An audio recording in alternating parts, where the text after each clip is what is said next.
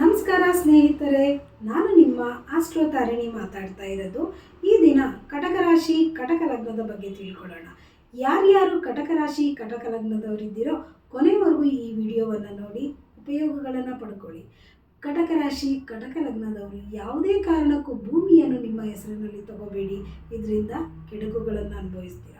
ಹಾಗೆಯೇ ನೀವು ಯಾರಿಗೂ ಕೂಡ ಸಾಲವನ್ನು ಕೊಡೋಕೆ ಹೋಗಬೇಡಿ, ಇದರಿಂದ ಕೂಡ ತೊಂದರೆಗಳು.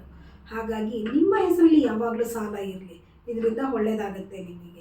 ಇದೇನಪ್ಪ ಸಾಲ ಇರಲಿ ಅಂತಿದ್ದೀರಾ ಅಂತೀರಾ? ಯಾಕೆ ಅಂದರೆ ಸಾಲವನ್ನು ಕೊಡೋದು ತಪ್ಪುತ್ತೆ. ಹಾಗಾಗಿ ನಿಮ್ಮ ಹೆಸರಿನಲ್ಲಿ ಯಾವುದಾದ್ರೂ ಒಂದು ಚಿಕ್ಕ ಪುಟ್ಟ ಲೋನ್ಗಳಾದರೂ ಇದ್ದರೆ ಒಳ್ಳೆಯದು. ಹಾಗೆ ನೀವು ನಿಮ್ಮ ಕುಲದೈವಕ್ಕೆ ಪ್ರತಿ ವರ್ಷ ಅಭಿಷೇಕವನ್ನು ಮಾಡಿಸಿ, ತುಂಬ ಒಳ್ಳೆಯದಾಗುತ್ತೆ. ಹಾಗೆ ನೀವು ದೇವಸ್ಥಾನಕ್ಕೆ ಹೋದಾಗ ದೀಪವನ್ನು ಹಚ್ಚಿ, ಶಿವನ ದೇವಾಲಯ ಇರ್ಬೋದು, ಮುರುಘಾ ದೇವಾಲಯ ಇರ್ಬೋದು, ಯಾವುದೇ ದೇವಸ್ಥಾನಕ್ಕೆ ಹೋದರೂ ದೀಪಗಳನ್ನು ಹಚ್ಚಿ, ದೀಪಗಳನ್ನು ದಾನ ಕೊಡಿ, ಇದರಿಂದ ತುಂಬ ಒಳ್ಳೆಯದಾಗುತ್ತೆ. ನಮಸ್ಕಾರ.